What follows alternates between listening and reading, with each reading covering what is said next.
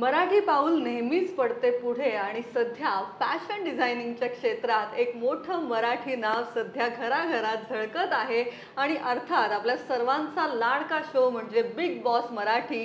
आणि big boss मराठीमध्ये ज्यांचे कॉस्ट्युम खूप गाजले, ज्यांनी आपल्या सर्वात लाडक्या सूरज चव्हाणला त्यांचे कॉस्ट्युम्स दिले होते आणि त्यानंतर सुमय्या पठाण हे नाव सगळ्यांनाच परिचित झालं. सुमय्या पठाण आज खास आपल्यासाठी आलेले आहेत, नवशक्तीच्या स्टुडिओत खास पुण्याहून आलेल्या आहेत.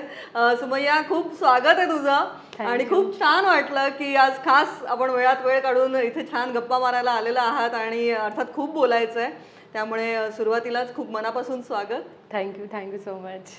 आणि जसं मी म्हटलं की बिग बॉस मराठी तर अर्थात आपल्या सगळ्यांचाच आवडता शो आहे. बरोबर. आणि त्यात तुम्ही अनेक वर्ष म्हणजे पहिल्या सीझनपासून सगळ्यांना हे सगळं कॉस्ट्युम्स देताय तुम्ही आणि त्यानंतर आत्ता मागचा सीझन तर तुम्हीच गाजवलात असंच मी म्हणेन, कारण सूरज चव्हाणनी जितका गाजवला तितकंच तुमचंही नाव सगळ्यांच्या ओठावर होतं की सूरज चव्हाणला ज्यांनी दिले होते कपडे त्या सुमय्या पठाण.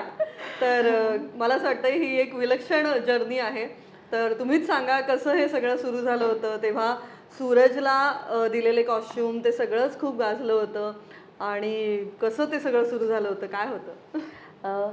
ॲक्च्युली सूरज जाणार होता हे माहीत नव्हतं. रेग्युलरली म्हणजे जसं इयरली बिग बॉस स्टार्ट होतं तसं मला DP दादांचं आधीच बोलणं झालेलं. असे असे कॉस्ट्युम्स लागतील, डिझाईन, त्यांचे मेजरमेंट्स वगैरे सगळं मंथच्या आधीच झालं.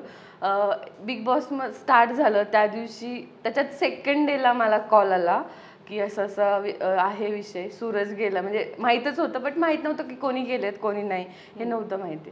मग त्याच्यानंतर मला कॉल आला की करणार का असं. तर मी म्हटलं हो मला चालेल, काही प्रॉब्लेम नाही आहे. म्हणजे साईज माहीत नव्हती मला, काहीच आयडिया नव्हती त्याची. म्हणजे मी त्याला समोर कधी बघितला नव्हता, आपण रीलला सगळ्यांनी त्याला पाहिले.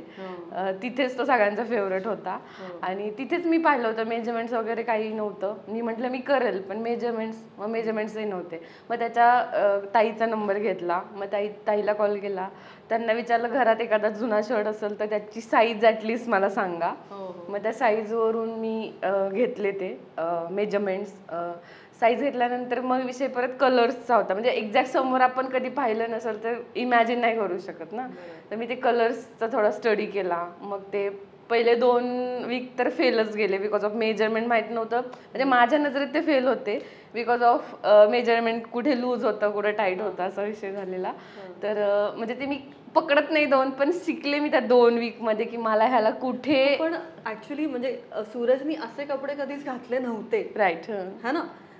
तो ज्या गावातून आलेला आहे, त्याची जी पार्श्वभूमी आहे सगळी, त्या ह्याच्यात त्यांनी अशा प्रकारचे स्टायलिश कपडेच घातले नव्हते आणि मग तुम्ही त्यांना ती स्टाईल दिलीत. सो तेव्हा जे तुमच्यापर्यंत पोहोचलं होतं का की त्याला ते पाहून नक्कीच आवडलं असेल, नंतर जर गप्पा झाल्या असतील तर तेव्हा तो काय म्हणला हो, होता? तो बोलला मला की सगळे मला घरात विचारायचे जेव्हा आमची भेट झाली आफ्टर बिग बॉस. तो बोलला सगळे घरात विचारायचे काय रे सूरज तुला सगळ्यांपेक्षा चांगले कपडे येतात आहेत. तर पण त्याला एक्झॅक्ट माहित नव्हतं की कोण देते वगैरे. तर तो म्हणायचा हा नाही मला छान कपडे येतात. आणि आल्यावर त्यानं खूप केलं. हो, खूप कौतुक केलं की ताई तुझ्यामुळे मी छान दिसलो. म्हणजे त्याला खूप छान वाटलं की मी एवढे छान कपडे घातले. हा, देखणार चॉकलेट बॉय दिसतो म्हणायचं. तर मला असं वाटतं की खरंच म्हणजे कसं आहे ना, अदरवाईज तुम्ही खूप सेलिब्रिटींना कॉस्ट्युम्स साठी म्हणजे सेलिब्रिटींसाठी काम करतच असता. अनेक म्हणजे मॉडेल्स असतील, सेलिब्रिटीज असतील किंवा तुम्हाला ज्या मिळालेल्या ऑर्डर्स असतील, हे सगळं काम एकीकडे आणि एकीकडे सूरज चव्हाणसाठी काम करणं ते एक वेगळंच गोष्ट आहे. तुम्ही कसं बघता याकडे, कारण तुमचा प्रवासही मोठा आहे, अनेक वर्षांचा आहे. माझे क्लायंट्स जे आहेत तो वेगळा पार्ट आहे बिकॉज ऑफ ते दररोज करते.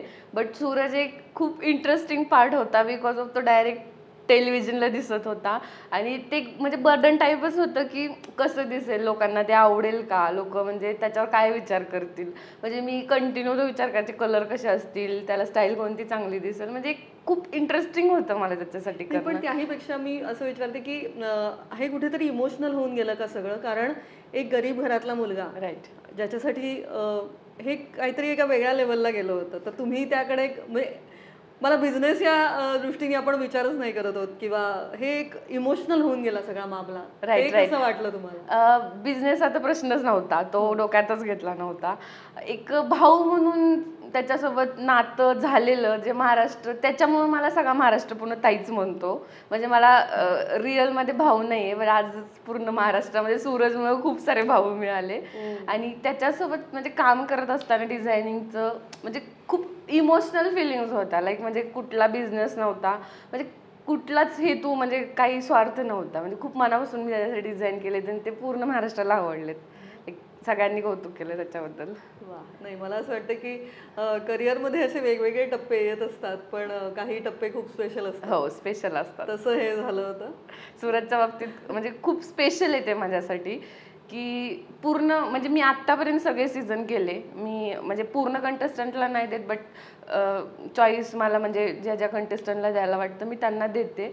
पण सूरज माझ्यासाठी खूप स्पेशल होऊन गेला. लाईक म्हणजे सूरजमुळे कळालं की मी करते डिझाईन. सूरजसाठी जे केले ते मी आधी पण ते काही लोकांसाठी केले, सूरजमुळे कळालं असं झालं. वा, आणि मला असं वाटलं की म्हणजे त्यामुळे तुमचंही नाव हो, जास्त माझंही वेगवेगळ्या नाव ठिकाणी सूरजमुळे जास्त ओळखायला लागली सगळे ताई म्हणून. आणि आता तर काय धमाका, सूरजचा पिक्चर येतोय झापूक झुपूक. Yes. आणि त्या झापूक झुपूक साठी सुद्धा तुम्हीच सूरजसाठी डिझाईन केलंय आणि अनेक अनेक कलाकारांसाठी झापूक झुपूक चित्रपटातल्या, तर त्याही विषयी सांगा. Yes, exactly. बिग बॉस संपल्यानंतर झापूक झुपूकचं चाललंच होतं मूवी घ्यायचंय. सो मला केदार सरांचा कॉल आला की आपण असं असं मूवीचं करतोय, करणार का? मी म्हटलं हो. सर बोलले ॲज अ ब्रँड पार्टनर म्हणून करायचं. मी म्हटलं हो सर, काही इश्यू नाही, आपण करूया. आणि ऑलरेडी त्याचा सगळा अंदाज मला आलेला, त्याच्यामुळे मी इंटरेस्टिंग होते अजून त्याच्यासोबत काम करायला.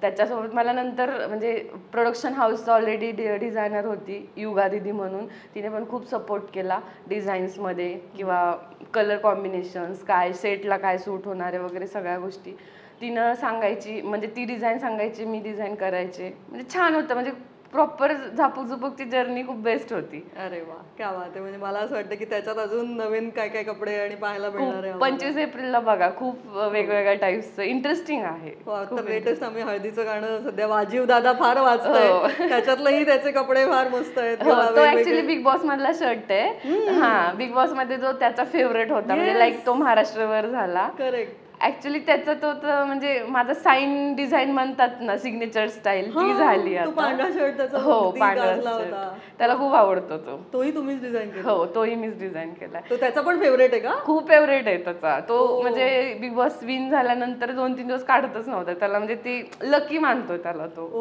अच्छा. अरे वा, काय एक एक नवीन वेगवेगळ्या गोष्टी असतात ना. जसं आता हे तुम्ही शब्द वापरलात की कपड्यांना आपण लकी मानतो. वाईब असतं की आज माझा छान दिवस आहे, आज मी हा कपडा घालला. तुम्ही कसं बघता याकडे? कारण कसं आहे ना, आम्ही सामान्य माणसं हे असं मानतो. तुम्ही कसं बघता याकडे? माझं तरी म्हणणं आहे की म्हणजे कपडे, तुम्ही कपड्यांचे कलर झाले, कपडे झाले, तुम्ही जसे वेअर करता त्याच्यावर तुमच्या फुल डेच्या वाईब्स असतात. म्हणजे लाईक तुम्ही कधीतरी पांढरा शर्ट वेअर करून बघा किंवा पांढरे क्लोथ्स, व्हाईट शर्ट्स म्हणजे व्हाईट क्लोथ्स यूज करून बघा, ती फिलिंग खूप वेगळी असते. म्हणजे एक्सपिरियन्स घेतला असेल तर. म्हणजे असं म्हणतात की पांढरं घातलं एकदम रुबाबवाला फिलिंग, तर तो एक्झॅक्ट आहे ती फिलिंग. इव्हन आणि ब्लॅक पण काहींना खूप आवडतं. हो, ब्लॅक ऑलमोस्ट म्हणजे खूप लोक घालतात, खूप लोक टाळतात. हा, म्हणजे कलर ब्लॅक. हा, बट ब्लॅक आणि व्हाईट कलर असे की ऑलमोस्ट सगळ्यांना सूट होतात.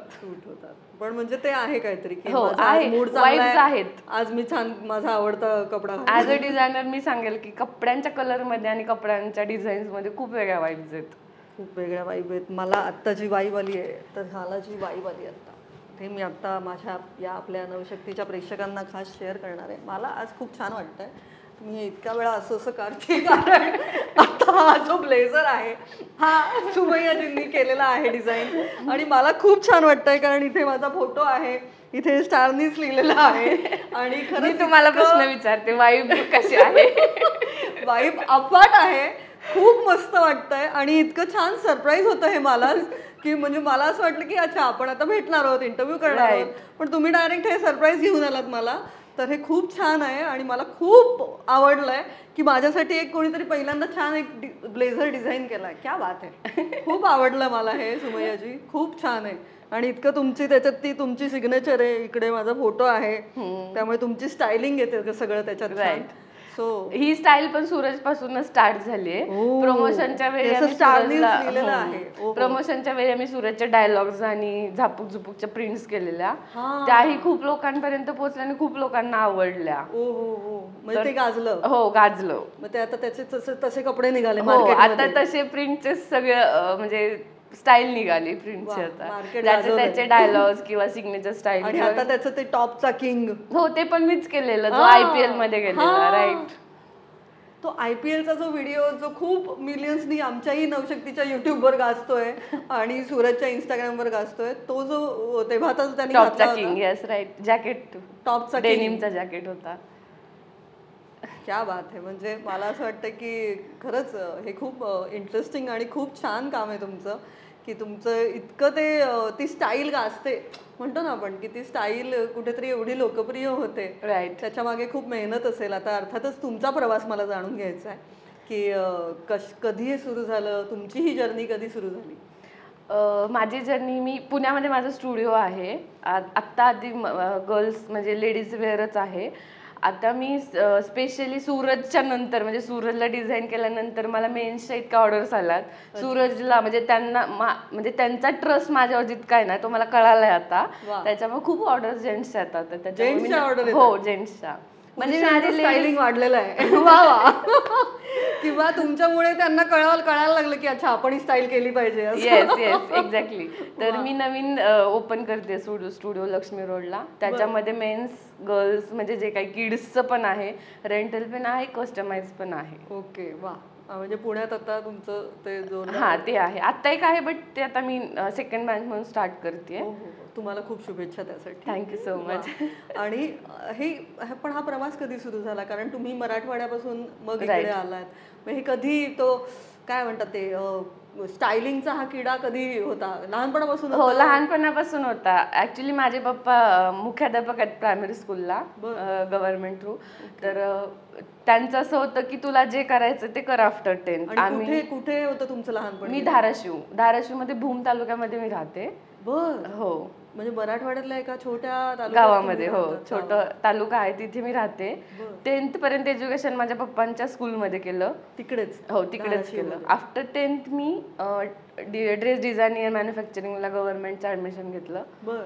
त्याच्यानंतर डिग्री केली 3 वर्षांची. मग पोस्ट ग्रॅज्युएशन केलं. म्हणजे शाळेत असल्यापासून हळूहळू हो, विचार शाळेत यायला लागला असताना होता. ऍक्च्युली मी ते फॅशन टीव्हीला फॅशन शोज लागायचे ना, फॅशन शो. ते बघत बसायचे वेगवेगळ्या स्टाईल. म्हणजे तिथून ते क्रेज आलंय मला की लाईक हे आपण करायचंय. हो, पण हे म्हणजे हे स्वप्न पाहणं वेगळं आणि स्वप्नपूर्ती होणं वेगळं असतं.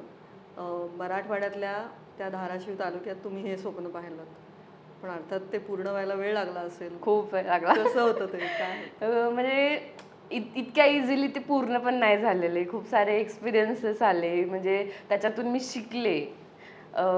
शिक्षण कधी सुरू केलं तुम्ही ते 2011 पासून मी स्टार्ट केलं. ते कुठे? तिकडेच? हा, तिकडे केलं. डिप्लोमा, डिग्री आणि पोस्ट ग्रॅज्युएशन सगळं फॅशनमध्ये केलं. त्याच्यानंतर पोस्ट ग्रॅज्युएशन करत असताना मी जॉब केला 1 वर्ष. अच्छा. ॲज अ इंटर्न म्हणून. इंटर्न आणि म्हणजे असं असिस्टंट डिझायनर म्हणून केला. त्याच्यानंतर मला खूप पळापळी करायला लागायची. मी असा विचार केला की इथे पळापळी करण्यापेक्षा स्वतःचं काहीतरी एक लेबल का नाही करावं, म्हणून मी तो स्वतःचा एक लेबल स्टार्ट केल्यानंतर म्हणजे थोडे अप अँड डाऊन होतेच, लाईक न्यू बिझनेस. पुण्यात केलं? हो, पुण्यातच केलं. पुण्यात सुरू केलं हळूहळू? फर्स्ट माझा स्टार्टअप मी फॅशन शो घेतला होता. म्हणजे मी पार्टिसिपेट झालते ॲज अ डिझायनर. तर तिथं वेस्ट आउट ऑफ बेस्ट बनवायचं होतं. तर मी थीम घेतली होती कचऱ्यांच्या गोष्टीपासून बेस्ट काय बनवता येईल. तर आपण इझिली सॅनिटरी नॅपकिन्स फेकतो, बॉटल्स फेकतो, कुरकुऱ्याचे रॅपर्स फेकतो. तर ह्या सगळ्या गोष्टींमधून म्हणजे घेऊन त्या मी ड्रेसेस बनवले होते आणि ते प्रेझेंट केलेले.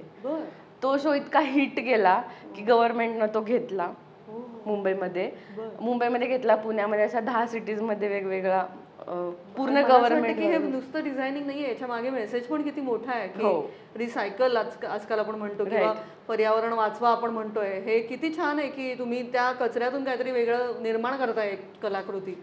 हो वा. म्हणजे ते तुम्ही पाहायचं असेल तर माझ्या प्रोफाईलला जाऊन चेक करू शकता, त्या फोटोज वगैरे. हो, त्या खूप हिट गेला, म्हणजे लाईक सगळे न्यूजपेपर सगळीकडे होतं झाले बेस्ट आउट ऑफ वेस्ट असं केलं. म्हणजे वेस्ट आउट ऑफ बेस्ट असे कॉस्ट्युम्स केले. तर म्हणजे तिथून स्टार्टअप झालं. त्याच्यानंतर मग बिग बॉसची जर्नी म्हणजे लाईटली कोणाच्या तरी थ्रू आलेलं मला. ते करत करत करत बिग बॉसचं सीझन 1 पासून तुम्ही करताय? नाही, सीझन 2 पासून करते. सीझन 2 पासून शिव ठाकरे वाला सीझन. हा, 1 वाला मी केलेला, बट म्हणजे पाहिजे तसं मला नाही त्याचं भेटलं. शिव ठाकरेच्या सीझन पासून तुम्ही बिग बॉस पण ठाकरेच्या सीझन पासून करते. शिव ठाकरेला पण दिलं होतं? हा, सगळ्यांना, म्हणजे लाईक उत्कर्ष वगैरे सगळे. अरे वा. आणि मग बिग बॉस सुरू झाल्यावर एक वेगळा स्पीड आला का? हो, वेगळा म्हणजे ओळख, म्हणजे ऍटलीस्ट थोडस मला कळायला लागलं की आपण हे करू शकतो. मग मी स्टेप बाय स्टेप अजून वेगवेगळे करायला. मी फॅशन शोज घेते आता. माझे जे काही आउटफिट्स असतील ते मॉडेल्सवर प्रेझेंट करून, म्हणजे फॅशन शोज मध्ये आम्ही प्रेझेंट करतो सगळे आउटफिट्स वगैरे. अरे वा. माझं स्वतःचं कस्टमायझेशन पण आहे. लाईक मास्टरजी वगैरे आहेत, ते तुम्हाला म्हणजे लाईक कस्टमरला ज्या टाइप्सचे कॉस्ट्युम्स पाहिजेत ते आपण बनवून देऊ शकतो. म्हणजे असं मला स्टार नीड्स पाहिजे तर असं तुम्ही बनवून देणार. जसं तुम्ही तर मला न सांगताच हे जे काय सरप्राईज दिलंय. पण म्हणजे असं कस्टमाइज, म्हणजे कधी कधी असतं कोणाला नाव लिहायचंय, कोणाला काय लिहायचंय, काय फोटो टाकायचा आहे, ते सगळं असं तुम्ही करून देता? हो, सगळं, म्हणजे सगळं कस्टमायझेशन करते. हँडवर्क, प्रिंटिंग, सगळं डाय वगैरे सगळं. मी कसं आहे ना, मी त्या प्रेक्षकांच्या नजरेतनं त्यांना जे प्रश्न पडतील ते प्रश्न मी तुम्हाला विचारते, कारण मलाही हे क्षेत्र नवीन आहे हे सगळं. त्यामुळे मला असं वाटतं की त्यांना हे कळू दे की काय काय असतं याच्यात.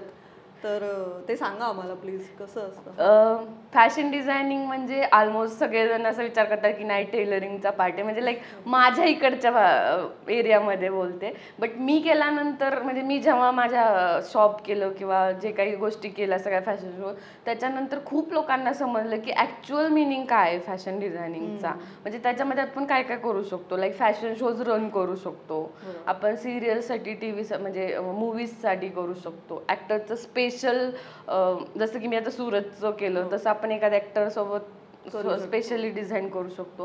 हे आत्ता कळलं माझ्या इकडच्या लोकांना. नाहीतर आत्तापर्यंत त्यांचा गैरसमज होता की फॅशन डिझायनिंग म्हणजे एक टेलरिंगचा पार्ट आहे. पण त्याच्यामध्ये खूप इनोव्हेटिव्ह करण्यासारखं केलं तर खूप इनोव्हेटिव्ह आहे. लाईक तुम्ही एखाद्या माणसाला पूर्ण त्याचा अटायर चेंज करता, ह्याच्यापेक्षा वेगळी गोष्ट काय असू शकते? खरंच आहे. म्हणजे मला आता आपण सूरजचंच उदाहरण घेतलं तर बघा ना, की तो एक गावातनं आलेला मुलगा ज्याचे कपडे खूप साधे होते अर्थातच, आणि त्याच्यात काहीच नाही, ती त्याची परिस्थिती होती तेव्हाची. पण ज्या पद्धतीने तुम्ही त्याला प्रेझेंट केलं, ते एक स्टाईल एक दिलीत त्याला वेगळी, आणि अर्थात ती त्यांनी छान कॅरी केली. पण त्यामुळे कुठेतरी एक पर्सनॅलिटी, म्हणजे एक म्हणतो ना, एक व्यक्तिमत्व खुलून जातं एका माणसाचं.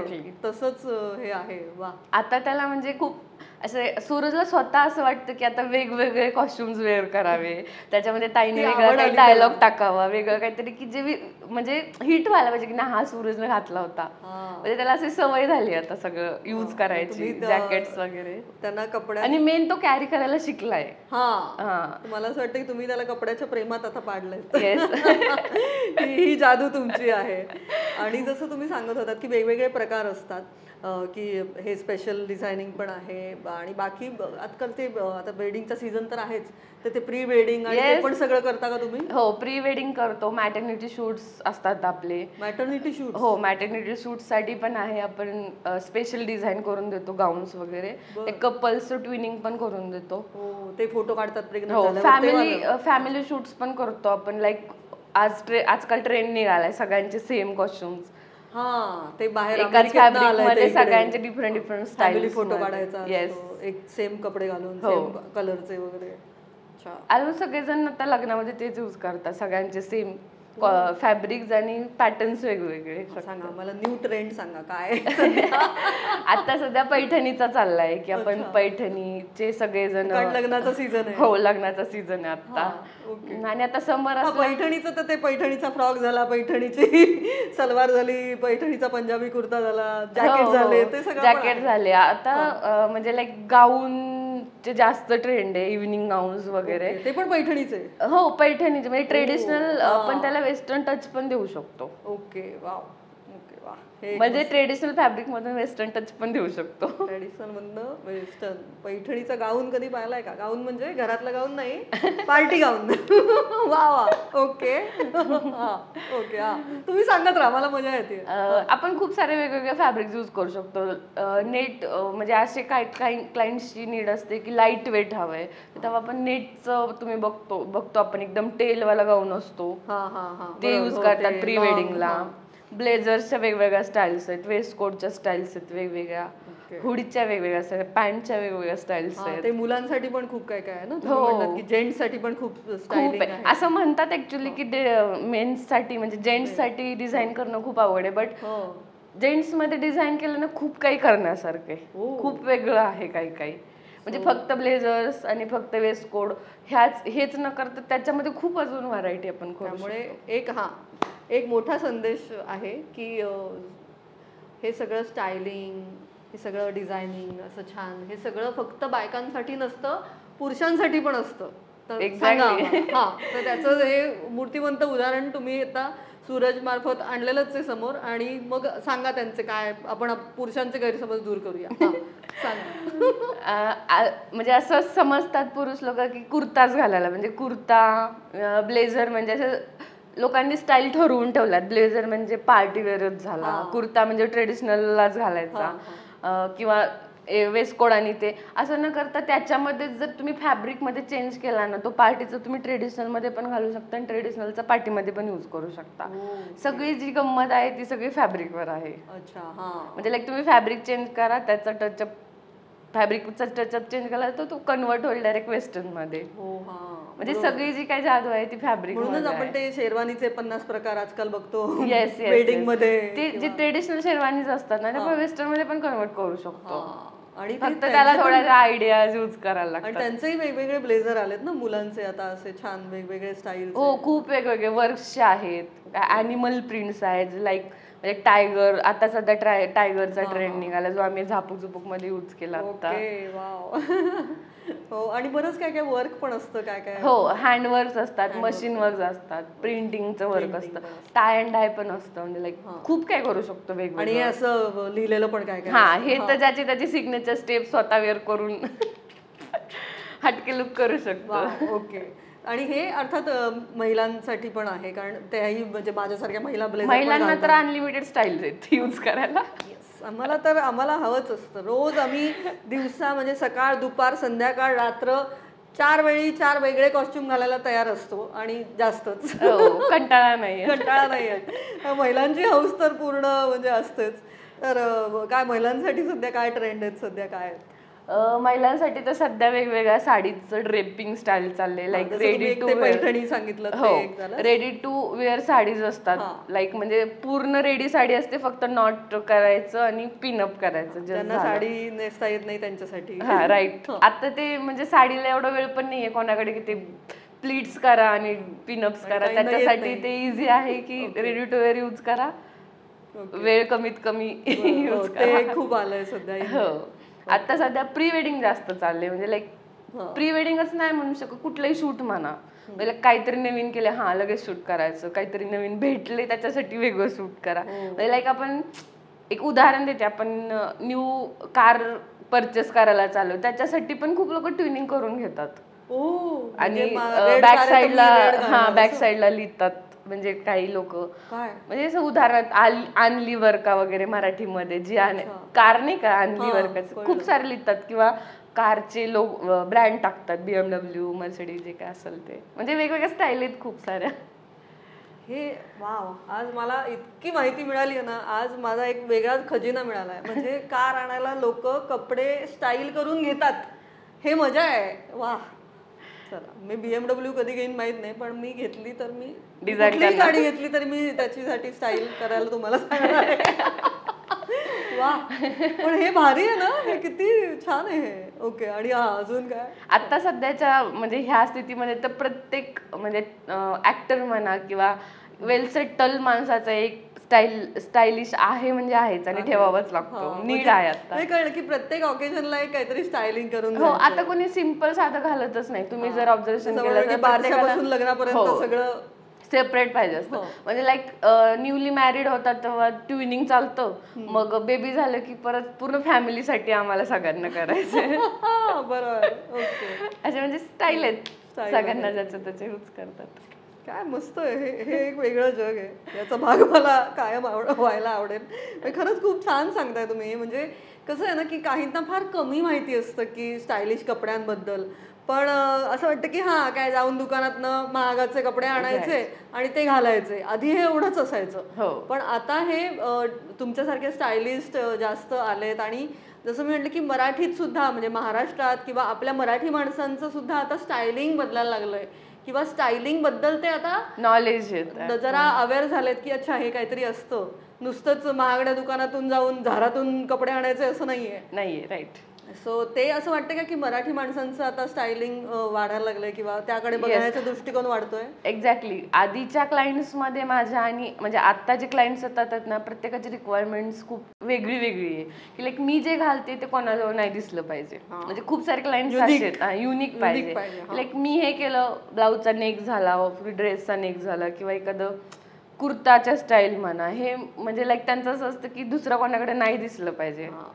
स्पेशली डिझाईन करून घेतात काही जण. पण मग याच्यात केवढी क्रिएटिव्हिटी पणाला लागत असेल. खूप क्रिएटिव्हिटी. म्हणजे लाईक त्या पर्सनला म्हणजे त्या पर्सनचा पूर्ण स्टडी करणं, त्याच्या चॉईसचा स्टडी करणं. म्हणजे खूप असतं की क्लायंटला कधी फॅब्रिक नाही आवडत, कधी कम्फर्ट झोन नाही आहेत. म्हणजे सगळ्या गोष्टींचा विचार करून फंक्शन काय आहे, म्हणजे लाईक क्लायमेट कसं असेल, कलर्स कोणते यूज करायचे, ह्या सगळ्या गोष्टींचा स्टडी करून डिझाईन करायला लागतं.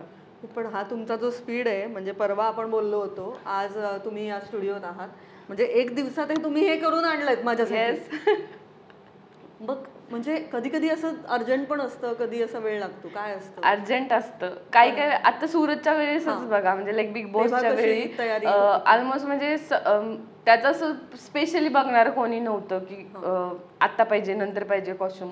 म्हणजे मी अपडेट घ्यायचे की आता कोणते कॉस्ट्युम्स लागतील वगैरे. तर आधी कधी असं झालेलं की आज सांगितले आणि 2 दिवसानंतर 3 आउटफिट्स लागतील बिकॉज ऑफ प्रेस कॉन्फरन्स येणार आहे, गेस्ट येणार आहेत, कोणतरी सेलिब्रिटी प्रमोशनसाठी येणार आहेत. ते सगळं असायचं. तर ते 3 डेजमध्ये 3 डेज मी रेडी करायचे आणि ते परत इकडे घेऊन यायचे. 3 दिवसात रेडी? हो. ते भाऊच्या धक्क्याला आम्ही जे छान सगळे पाहिले होते ते सगळे हो, ते सगळे एकदम एमर्जन्सीतच झालेले. वा, इमर्जन्सी मध्ये क्रिएटिव्हिटी एक वेगळीच बहरली आहे तुमची असंच म्हणेन मी. कारण तो आउटपुट एवढं छान होतं, एवढे भारी कपडे आम्ही पाहिलेत. वा, म्हणजे कधी हा वेळ मिळतो. पण जर कधी असं थोडा वेळ घ्यायचा असेल तर 7-8 दिवस किंवा असे पण? ऑलमोस्ट 8 डेजचं डिलिव्हरी डेट असतं आपलं. ओके. 8 डेज मध्ये आपण फिनिश करतो.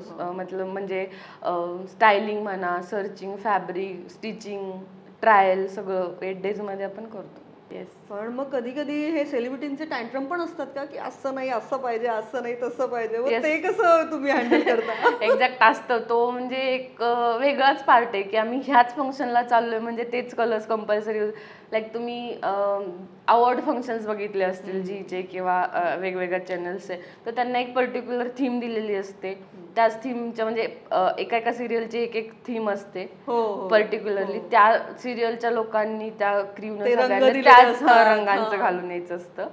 तर ते सगळं फॉलो करायलाच लागतं. हे सगळे त्यांचे जे रिक्वायरमेंट्स आहेत ते बघायलाच लागतं. लाईक म्हणजे पिंकच पाहिजे, त्याच्यावर फ्लावरच पाहिजे, त्याच्यावर वर्कच पाहिजे, ह्या सगळ्या गोष्टी बघायला लागतात. आणि मग झाल्यावर पुन्हा काही चेंजेस असतील परत ट्रायल होऊन परत चेंजेस जर आले लूज टाईट किंवा वर्क मध्ये चेंजेस, तर ते पण करायला लागतं. हे सगळं पार्ट अँड पार्सल आहे. पण कसं वाटतं एकंदर हे सगळं करताना? तुम्हाला कसं वाटतं? मजा येते? हो, मजा येते. तसं ते इंटरेस्टिंग फील्ड आहे माझं. लाईक रोज वेगवेगळ्या लोकांसाठी वेगवेगळं डिझाईन करणं, काहीतरी इनोव्हेटिव्ह करत राहायला आवडतं. लाईक म्हणजे आवडेल सगळ्यांना ते. ओके. म्हणजे तुमचा मंत्र असं मी विचारलं की तुमचा मोटिवेशन मंत्र काय? सक्सेस मंत्र आपण नंतर विचारते. मोटिवेशन मंत्र काय? मला असं आहे की मी डिझाईन केलेले कपडे ऍटलीस्ट एकदा ट्रस्ट ठेवून वेअर करा, ते छान वाटतीलच तुम्हाला, ही मला माझी खात्री आहे. ओके. आणि म्हणजे वेगवेगळे कॉस्ट्युम्स ट्राय करा, त्याचा म्हणजे कॉस्ट्युमचा फील घ्या, तो फील वेगळा आहे. म्हणजे विश्वास ठेवा. हा, विश्वास ठेवा. जसं तुम्ही मला सांगितलं विश्वास ठेवा, विश्वास ठेवा हे तुमचं म्हणजे हे स्लोगन आहे. येस. तुम्ही जर तुमच्यासाठी ब्लेझर केलात तर विश्वास ठेवा असं करू आपण. नाही पण खरंच मला असं वाटतं की विश्वास ही खूप मोठी गोष्ट आहे, त्यामुळे तो ठेवायला पाहिजे. आणि तुम्ही इतकं छान काम करताय त्यामुळे मस्त वाटलं. आणि जाता जाता सर्वात लास्ट प्रश्न हाच की सक्सेस मंत्र काय आहे? माझा सक्सेस मंत्र असं आहे की म्हणजे करत राहा, ते भेटत राहील. Keep going, keep going. तुम्ही जे कराल ते तुम्हाला रिटर्न्स मध्ये भेटेल. म्हणजे ती क्रिएटिव्हिटी असू दे किंवा रेग्युलर कोणत्याही गोष्टी असू देत, करत राहा, छान भेटेल. छान करत राहा. मला असं वाटतं की कन्सिस्टन्सी करत राहा. Yes. थांबू नका. थांबू नका, करत राहायचं. करत राहायचं. वा, क्या बात आहे. मला असं वाटतं की खूप छान तुम्ही असं करत राहा, इतकं छान करत आलायत. त्यामुळे ही जर्नी खरंच तुमची आतापर्यंतची जबरदस्त आहे आणि या पुढची तर अजून रॉकिंग असेल, I am sure about it. आणि सध्या जो तुमचा सिनेमा येतोय झापूक झुपूक, त्या सिनेमासाठी खूप भरभरून शुभेच्छा. जाता जाता तुम्हीच एकदा प्रेक्षकांना सांगा. थँक्यू सो मच तुम्ही विशेष केल्याबद्दल. 25 एप्रिलला आपला सिनेमा येतोय. नक्कीच जवळच्या सिनेमागृहात जाऊन सगळ्यांनी बघा, आवडेल.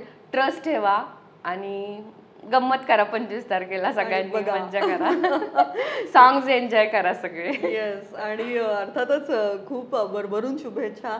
तुमचा हा जो प्रवास आहे तो अमेझिंग आहे. आणखी खूप छान तुम्हाला यश मिळू दे आणि आपणही पुन्हा पुन्हा भेटू आणि अजून काहीतरी छान इंटरव्ह्यूज करू. आणि तुम्हाला खूप वेगवेगळ्या पुढच्या टप्प्यांसाठी अजून तुमचं जग मोठं हो यासाठी खूप खूप मनापासून शुभेच्छा. Thank you so much. एवढा छान विशेष. तुम्हाला कसं वाटलं? आवडलं? खूप छान, खूप छान. म्हणजे मला आवडला आज माझा प्रवास सांगायला आणि तुमच्यापर्यंत पोहोचवायला. Thank you so much. Thank you. Thank you.